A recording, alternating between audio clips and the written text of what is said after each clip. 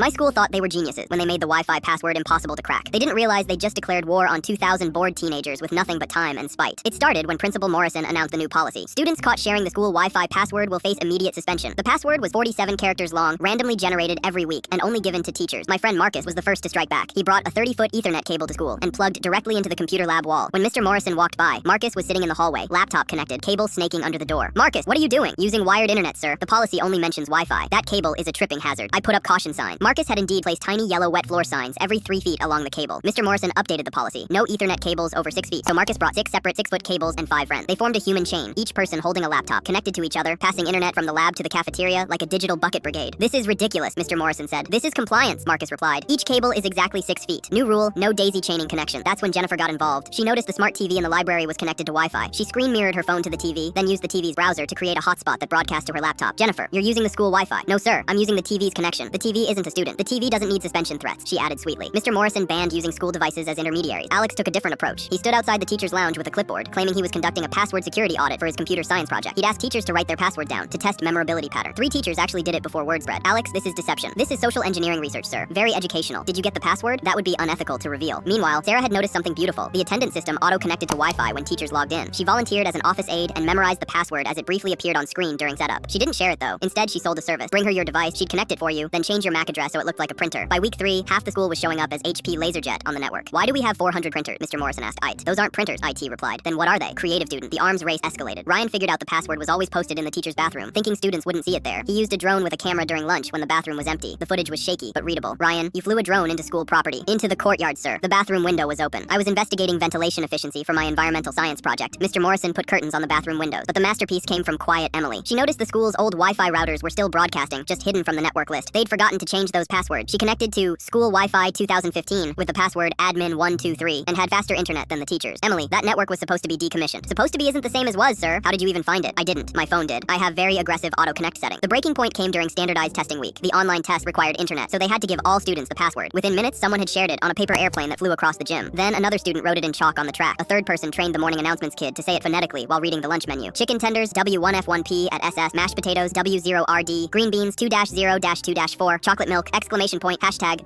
$sign. Mr. Morrison called an emergency assembly. Fine, you win. We're going back to open Wi-Fi with content filters. The auditorium erupted. Then Marcus raised his hand. Mr. Morrison, about those content filters, just don't. Already found 17 ways around them? Of course you have. The next day, the Wi-Fi password was, please just you selt responsibly 2024. Someone changed it to, we promise wink 2024 within an hour. Mr. Morrison pretended not to notice.